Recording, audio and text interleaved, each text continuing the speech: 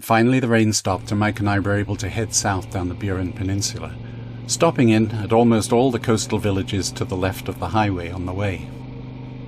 The sun was shining. The air was clear and warm enough that I was entirely comfortable in my multiple layers of clothing. Great scenery, excellent compatible company, entertaining roads, and even a bit of gravel riding to keep me on my toes. On the road into Davis Cove and Monkstown, it was a revelation for me to discover that motorcycles built for riding on unpaved, rocky, gravelly, pothole-pitted roads, such as Mike's KTM 640, actually do a better job of coping with those conditions than my old Goodsey. Who knew? He seemed to glide along, unperturbed by any road irregularities, while I hammered through, bucking and weaving. Mike has far more skill and experience in riding off-road than I do, so perhaps I shouldn't attribute all his ease to the bike. The road into Petite Fort was a delight. Wonderful scenery, endless curves, plenty of elevation changes, the kind of road most motorcyclists long for. However, I should qualify that by explaining that rarely have I ever seen a road with more residual winter sand in the corners. Every time I lined myself up for a nice bend, I immediately had to adjust to avoid strips of loose sand precisely where I wanted to put my wheels. I think Mike must have been having a real laugh following my bike as we danced around, trying to find a line which wouldn't result in an unscheduled visit to the shrubbery, or a dive into some rocky defile.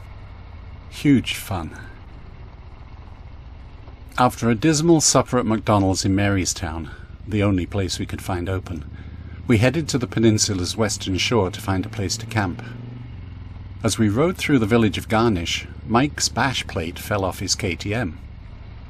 This was no small cosmetic guard of plastic or aluminum, but a substantial piece of welded-up kit with built-in toolboxes designed to prevent engine damage under severe abuse.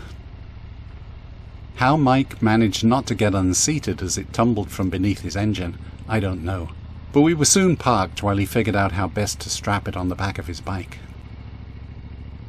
We'd hardly switched off when a young guy walked over from his house across the road and immediately offered his garage and tools if we needed to perform a fix.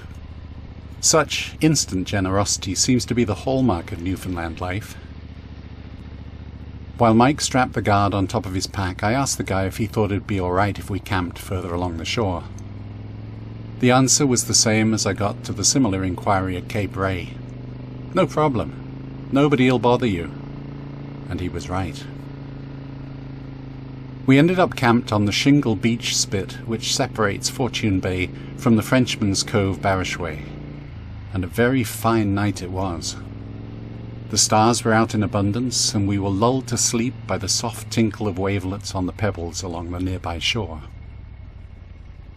That night, the temperature dropped below freezing. Cold? Not in my bed, although a healthy layer of frost on the bikes, the tents, and the scattering of plants which had been robust enough to get a foothold on the beach left us in no doubt that it had been chilly. We had a cold start that morning, but as the sun came up it began to melt the frost, and before long we were packed and underway. Almost immediately we stopped outside the Frenchman's Cove Community Centre to take advantage of their paved parking area. Mike's bike had been leaking oil. We needed a level spot to check its level and top up if necessary, as we had some spare oil with us. We could see that the level was low, but how would we get the oil from the bottle into the awkwardly placed filler hole without spilling it all over the bike and the ground? Scouting around the back of the community centre, we found an almost empty garbage can with a single box and cup from a recent McDonald's meal. The cardboard proved soggy and unsuitable. But did you know you can make a perfectly satisfactory funnel from a plastic cup? Neither did we until we tried, but by cutting out the base, splitting the cup down the side, and then rolling it into a cone, we soon had oil pouring into Mike's bike without spilling any.